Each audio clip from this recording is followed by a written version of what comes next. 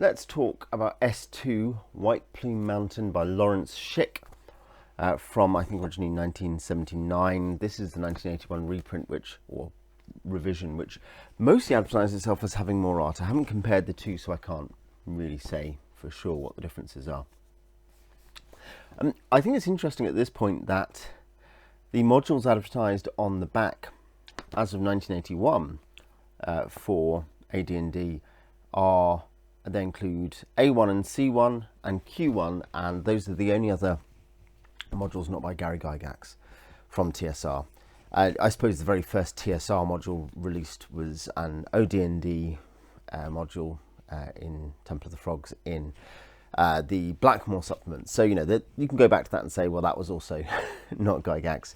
But Gygax is the definitional designer at this point and will be for a while yet. And the S series, which up to this point has also had Expedition to the Barrier Peaks S3, as well as the very famous S1 Tomb of Horrors. These are special tournament modules, or challenge modules, perhaps better put, because I don't think there's any question that this wasn't originally used as a tournament module, but they are, for Gygax's ones, they were challenge modules, tournament modules, and even the two later entries into the S series after Lost Caves of Sojkanth, so S5, Dancing Hut of Baba Yaga, and S6, Labyrinth of Madness. Those are both 90s second edition modules, and they are high-level challenge modules. You know, they are very much like, here's a weird, crazy environment that's going to be quite tough to do anything with. That's the gimmick. Now, this one is about the lowest level of all the S modules in terms of what it seems to think can get through it. It's levels 5 to 10, and I think it goes for 40 to 60 levels. So technically 8 5th level characters, say. No characters come included. I understand, and I might not be right, but that it was basically what Schick sent in to get employed by TSR. And it was different challenge rooms from different dungeons that he put together to kind of create a sample. And this creates this funhouse dungeon, the idea of a very silly dungeon. Basically, by that I mean something where silly might sound more pejorative than I quite mean it, but the idea that it's kind of lots of weird, wacky experiences close together. There's no Gygaxian naturalism of, oh, well, maybe this is why they live near each other, or this is the way these humanoids or these giants live in this layer. But just like, here's another weird thing. And you might say, well, is S1, Tomb of Horrors, a funhouse dungeon? And the subtle difference, if there is one, and I think there is one between S1 and 2, S3 and 4 and 5 and 6 are different again in different ways. But is that S1 is a puzzle dungeon. Funhouse dungeons tend to be basically puzzle dungeons, even if they have combat challenges. You're meant to work out the right solution to this weird problem. S1 is this kind of brain teaser thing where you basically just want to kind of think and sit and look at these challenges and think, oh, what do I do next? And they're mostly not wacky. There are some which might be funny, like they might lead to funny results, but they're not incredibly visually kind of like, oh wow, that was weird. You know, they are you get misdirected, or this bad thing happens to you, you know, that sort of thing, rather than here's a really memorable visual encounter, which is a big theme going on here, is memorable visual encounters. Yeah, the map is it's technically set in Greyhawk. It is a 27-room dungeon plus another area mentioned, and you're told you can expand it. It is a simplish map. You can see here in the classic blue, there's the mountain with a kind of a cutaway view from the north, just to see what's above and what's below.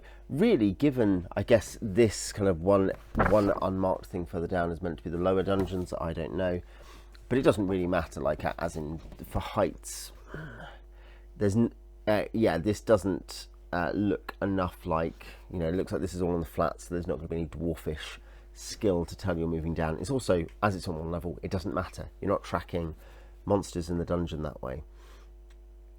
Yeah. You can see it basically, each side of the map has one loop. And these loops are usually via trick corridors. You know, there are trick corridors involved, which you can solve in different ways. There's not loads and loads and loads and loads to say about this in terms of there's not There's no big clever overplan. There's no glaring hideous flaw throughout, but I mean there's nothing that's kind of like, oh my word, this is just horrendously overwritten, or these are just terrible.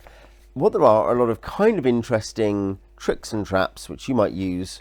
I actually think probably the single most exciting thing is this. Errol Otis was told, could you please make a map of the area, and gave you an awesome abstracted or semi-abstract region map to say, oh, there's like a Dracolich to the north, and there's the hut of Thin Gizzard, beware her potions, the cursed ruins of Castle Mukos, who knows what lies within, the twisted thickets, skittering slithers, and here, yeah, so there's a bunch of other areas you could go to. I think, wow, you'd have like a whole neighborhood, but no, that's not in the module. That's just Errol Otis having decided that he wanted to make an interesting map. The art, there's a lot of good first edition era art, you know, that if you like that sort of thing, you will enjoy. You know, there is there's several Errol Otis ones, and I think there's yeah, you've got like a Dave Sutherland deciding to do a turnstile trap or trick. Really, it's a trick because there's no negative effect immediately. Yeah. It's, you know, there's some decent pieces of art in it. There is another, that's a fairly classic one, isn't it? Look at the giant crab, look at the little people, very Errol Otis. And can I find one more? Yeah, this is one thing, the sense there's another quite good Sutherland drawing. That one actually is also a useful illustration for the room. There's a Willingham piece which is quite fun. There's a couple of new monsters. Yeah, Bill Willingham, Jim Rosloff. There's a Dave LaForce one there, which was also decent. Darlene Peckul, so Darlene, and Jeff D. The illustrations for the monsters, the Kelpie, and the Afreet who can attack you as you try to leave are also Errol Otis classics. So yeah, it has nice art. It has a nice map for the area.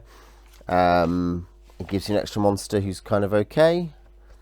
Other than that, it's mostly famous for the fact that you can get 3 legendary weapons. They're not artifact weapons in the strict sense, but functionally artifact level weapons of like, this is like that, you know, I'm thinking about the +3 Frostbrand I rolled up and then checked for powers and intelligence and stuff, and it was like just this incredibly good, like had 4 or 5 extra powers.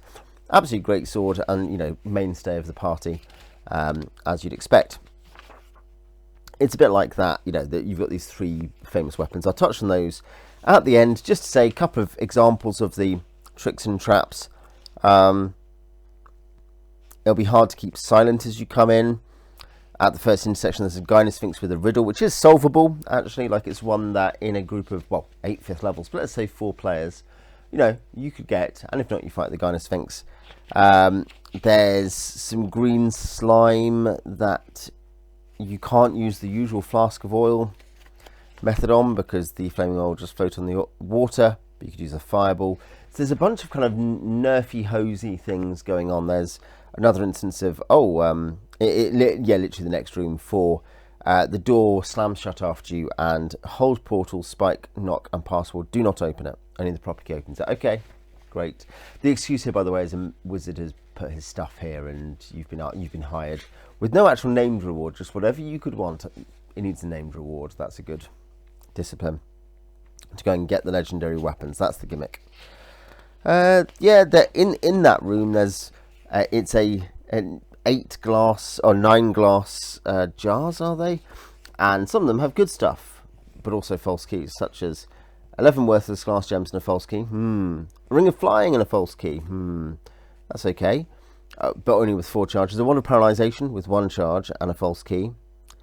A potion of silver dragon control and a false key. Weirdly specific. 12,000 gold, a false key, and an angry air elemental. That, I mean, you see, it's kind of a push your luck thing, and then it's not horrendous. The fact that lots of it is kind of crap, and you might end up wasting your time with these false keys, is fine. You can't. All you can see is there's a key in every single one using X-ray or clairvoyance. So essentially, you're just opening these, and that's fun. Like I say, I referenced B1 for a reason, but it's not a dungeon. And there's a lot of this, stuff. There's kind of semi-functional puzzles like finding out which of the golems does not belong with the others, and they all have a number on, and the one who's not a prime number is the false golem, but not actually a false golem, etc. There's a turnstile that's only one way that you have to rip out or do something else with on the way back. There's a vampire, which is permanently dark. That's where one of the weapons is, Whelm. There's a pool, which is if you open the 10-foot deep pool, if 2 18 strength characters or the equivalent open the valve, then it'll drain out and there'll be a tunnel through to. There's a secret door you have to use detect magic on. You cannot elf it out, which goes to Craps's indoctrination center. See end note. There are no actual details on this place other than that it'd be bad if you surrender to the Ifrit and go that way. It'll be bad for the characters. So there's a sort of weirdly unfinished thing there of, there's extra areas if you like, and there's this extra kind of end area, but there's no details on it. Yeah, that's the general quality of what we're talking about. It's got lots of fun little ideas. It's got some memorable things. It doesn't have the internal logic on sword thrust, which is plays with monster zoo elements and puzzle and funhouse dungeon elements. It's not really a funhouse dungeon because it's not mostly tricks and traps. It's mostly here's a weird thing, here's a weird thing. Like here's different rooms with different things in them, rather than here's another trick or trap.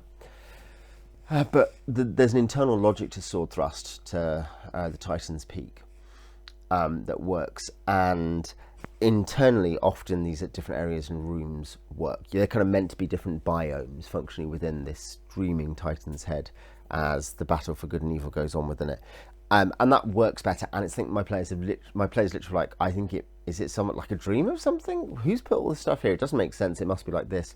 Oh, you have to punch the centaur. He wants you to punch him to make him real.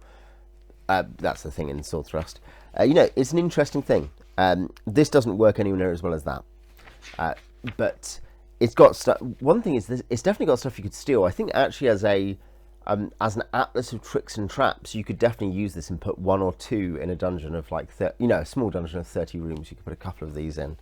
The kind of end game is maybe the giant crab one is kind of a fun idea. The big terraced room, which you saw on the side plan, and that's a fun room. There is near the end. There's some fighters waiting to ambush you with Subluto Sans Pite. There's a mage and her lover. So there's a couple of leveled enemy kind of situations.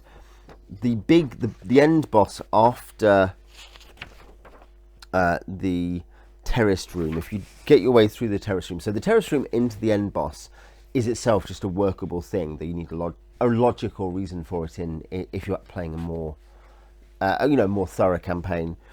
But Kesnef, a huge ogre mage who warns him of the approach, he will polymorph himself into a doughty halfling warrior who I think this gnome is meant to be. I don't know. It's a weird Willingham painting. I quite like it. Perhaps one's been trapped by the evil wizard. He's got a bunch of powers: fly, invisibility, darkness, 1 inch, charm person, sleep, assume gaseous form. So, by the way, it's darkness 10 feet for those non-1E watchers, because he's inside. Cast a cold spell like a wand that does 8d8 points of damage. Regenerates 1 hit point. Ring of protection +3. Ring of mirror images, 8 charges. So yeah, and he does have some treasure as well. 200 PP, 1100 EP, 4 pieces of jewelry worth a total of 11,000. Potion of healing, scroll of protection from evil, and armor of vulnerability. Decent end horde in some respects. That's it's 13,000 gold. It's 14,000 gold basically, plus a trap. A cursed item, functioning armor of vulnerability. So that's a decent end game. It itself still has some silliness to it, but that works. So there's some bits that work really well that are quite fun. It's interesting that you can see that what's happening in terms of why it's an S module, why it's a challenge module. The tricks and traps are not they're not the same kind as an S one. They're not ones where you are meant to really think, apart from literally things like the riddle, or maybe the turnstile that's only one way and doesn't turn, so you can't go the other way because it only goes this way from one side, so you can't, you know, yeah, you can think your way through that. It's not a particularly interesting puzzle, but you can think your way through it. The riddle, some people like riddles, and usually at a table there's a couple of players who want to do that. One of those is fine. Some of the tricks and traps are thinking ones, but others are just kind of like, oh, well, this guy, you can't surprise him, or, oh, you can't get out of the room except this way, and you can't find out what the right key is except by breaking them all. Like, it's a trick, and you might say that in that particular case there's traps within it because bad things happen when you open some. But it's not a thinking game. You have to go in there, really, if you want to find stuff, and you have to then go through the gimmicks, and that can be fun, but it's a different kind of challenge. It's not a thinking man's dungeon. The 3 items to finish up on, they're all neutral. Whelm is lawful neutral, Wave is neutral, and Black Razor is chaotic neutral. And they're all good items. I think there's a weird thing, and I'll touch on this about alignment, but Whelm +3 or +5 for dwarves, hammer, int 15, ego 18, wants to kill trolls, giants, goblin types, including bugbears and hobgoblins. It can be thrown and returned from up to 150 feet thrice per day, dwarves only. Also has a hammer of stunning, detects golds, gems in the presence of goblins. You become agoraphobic and fight at -2 when not inside a building, at night, or underground. It's a dwarven weapon. That guy, the vampire, also has 10,000 silver, so 500 gold, first edition. 9,000 gold, a potion of ESP, a potion of black dragon control, more useful than the silver dragon control one for sure, and a scroll of 3 spells, magic mouth, dispel magic, monster summoning 3. Again, it's decent treasure, not amazing. I don't know that this is going to hit your gold budget for the threats you're fighting. Yeah, you're getting XP off killing the vampire and the ogre mage if you do that, but it's not amazing XP. And the weapons are not XP'd in terms of cell versus. So this is one thing, is that there is just, in the same way as I say, there's an extra area you can expand, but it's not detailed. There's an end area which isn't detailed at all. Like, there are things missing here, which is when I say there's no overwhelming overall problem. That is an overall problem. But yeah, Whelm is good though specific. I like Whelm. Wave, neutral trident +3 that does a bunch of damage. Its purpose is death or disfigurement to all who won't convert to the worship of Poseidon, or a similar sea god. It functions as trying to fish summoning or trying to warning, finds water. Some of these things it gives no radius on the finding, by the way. I guess that just means it points to the nearest thing, wherever it is, the nearest water. Confers water breathing and underwater action abilities. Confers cube of force, possesses speech and telepathy, and dehydrates an unnatural 20. Reduces by half the remaining hit points of the monster. This is great, really strong. There's also, again, in that room, which is the giant crab room, ring room for vision, luckstone, wand of frost.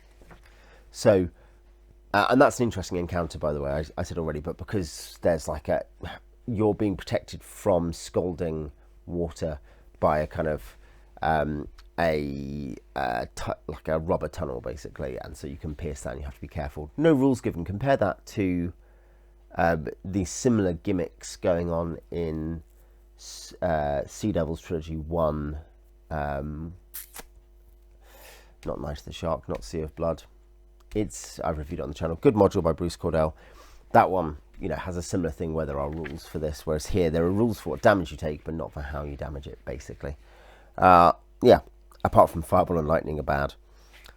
So yes, Wave is again really good, and the downsides in each. Oh, in one case the downside is they obviously are high int and ego. Wave is ego 20, int 14. Whelm is agoraphobic. Wave seems better, except that it's really aggressive, and this brings up my alignment problem just as an aside. It's a very small thing, you can just change it. Wave is neutral evil, obviously, because it just kills anyone who disagrees. That's not a civilized value in terms of the way so it's definitely not lawful. It's trending chaotic, and certainly if evil is seen as selfishness in D&D 9-point alignment, then it's evil, so probably neutral evil. And Black Raisin, the most famous one, negative energy. Doesn't necessarily mean it's evil, to be fair, but it's chaotic neutral, sword +3, in 17, ego 16. It wants to suck souls. It's obviously Stormbringer, except Stormbringer in Elric is evil. It sucks levels off and strengthens you for a time. However, its ego increases by 1 point for those every 3 days it remains unfed, so it might take you over to go and kill people. And if it strikes negative energy being, it works in reverse and drains your levels. Again, it's got speech and telepathy, detects living creatures, 60 radius. Haste spell, bear only 10 rounds once per day. Does that mean there's no system shock check? Because the enchanter, if we're looking at that particular interpretation, that's a very good haste spell if there's no system shock and no magical aging. 100% resistance to charm and fear. So, great item. Again, there's a downside. I'm okay with the downsides and all these, just question the alignment, and it just makes me think, again, there's this slightly weird thing going on in the design sometimes in White Plume Mountain. We do, by the way, pretty much have Elric on the back here. Given that one of the disputed mythoi that TSR printed in the early first deities and demigods was the Melnibonéan one. The other was the Cthulian one. It's kind of funny to see it there, but with things filed off before that controversy. But yeah, fun items, fun idea, missing details, not actually a coherent dungeon in any way. That doesn't mean you can't run out. I think as Assassin Knight Special, which is a classic role, here we're just doing a one-shot, take these characters, or here we're doing a kind of weird side mission, take your normal characters, but here's a weird side mission that doesn't normally gel. I'm thinking over on a Greyhawk game, I'm kind of up for the idea of, putting in the timetable at some point, oh, this has happened and they want you to go to the area. It might well be easier, I think, rather than timing it like that, just to have it as an area and develop the surrounding area. But then I then have to think, am I going to run this actual dungeon with all this dumb stuff that's kind of fun but silly, which could be quite deadly in it, especially because it ends up with, if they've got 2 or 3 of the items, these are frequent attack. If they're really strong, send 2 more a free. If they're really weak, just don't do it. It's kind of almost like it's very much, it's not Gary-ish at all in that way. I mean, Gary has moments of adaptation, but it just doesn't have that right feel. It doesn't feel particularly Greyhawkish compared to S1 even. So yeah, I kind of want to include it because it's a classic module. It's kind of interesting. It'll be a fun experience, but it feels like it's going to suit better outside of a normal campaign, at least outside of a normal campaign context. Maybe Nightwolf Inquest. Anyway, if you have read or run White Plume Mountain or played it, I'd love to hear your thoughts in the comments, and I'll see you next time.